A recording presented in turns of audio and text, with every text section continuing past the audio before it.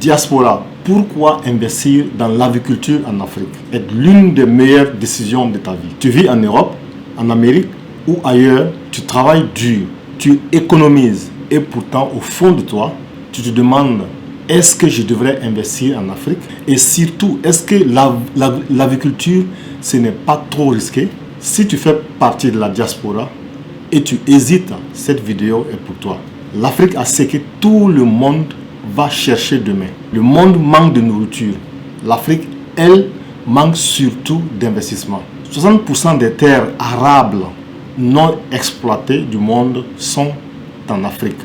La population africaine double, la demande alimentaire explose, les importations alimentaires coûtent des milliards chaque année.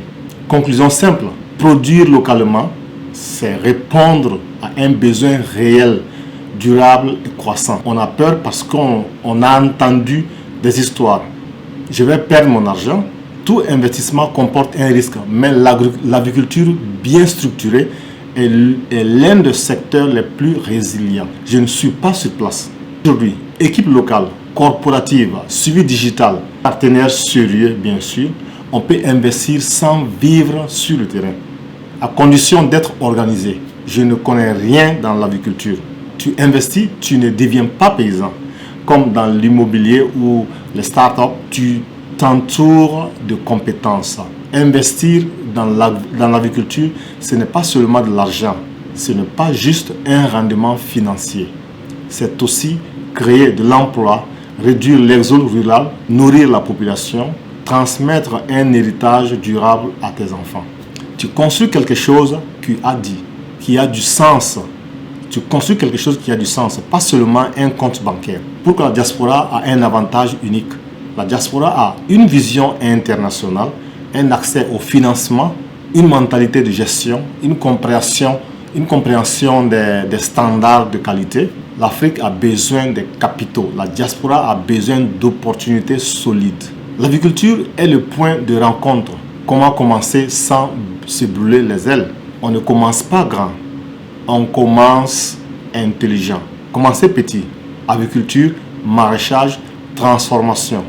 S'associer avec des acteurs locaux fiables, formaliser des contrats suivis, reporting, réinvestir les bénéfices progressivement. La discipline bat la précipitation. Si tu n'investis pas aujourd'hui, d'autres le feront à ta place. Pourquoi la diaspora doit investir dans l'agriculture africaine maintenant?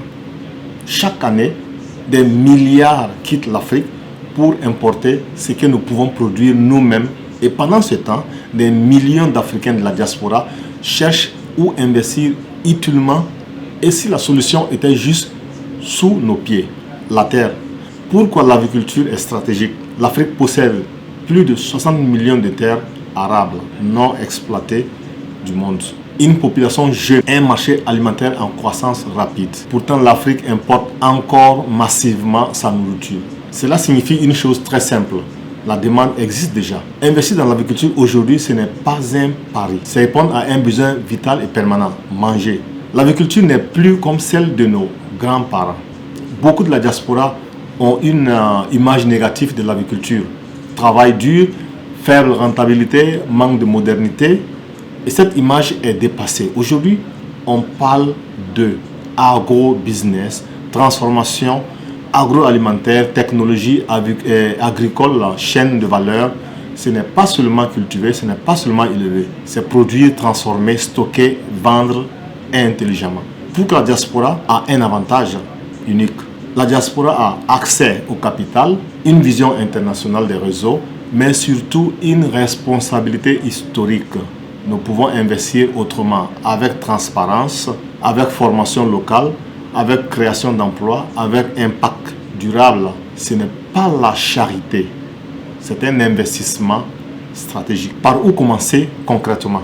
Si tu veux investir dans l'agriculture africaine, commence par choisir une filière claire. Élevage, maraîchage, transformation, huile, farine, jus, etc. Commencez petit mais structuré. Partenariat local fiable, suivi régulier, investir dans la transformation. C'est là que se trouve la plus forte valeur ajoutée. Former et encadrer. Un projet agricole sans formation est un projet fragile. Soyons honnêtes, il y a des défis. gestion, climat, corruption, logistique. Mais il se gère avec des contrats clairs, des audits, des corporatives, de la technologie, de la patience surtout. Le risque zéro n'existe pas dans le business, dans n'importe quel business. Mais l'inaction coûte encore plus cher. L'agriculture africaine n'a pas besoin de pitié, elle a besoin de vision, d'investisseurs responsables de la diaspora. Si tu attends le moment parfait, il ne viendra jamais. Mais si tu commences aujourd'hui, même petit, tu feras partie de la solution. Like cette vidéo, abonne-toi, partage à un membre de la diaspora ou à un membre de la famille, que ce soit la diaspora ou pas. Dans les prochaines vidéos, je vais te montrer des exemples concrets, des erreurs à éviter et comment sécuriser ton investissement. Alors cette vidéo prend fin, on se retrouve à la prochaine. Merci.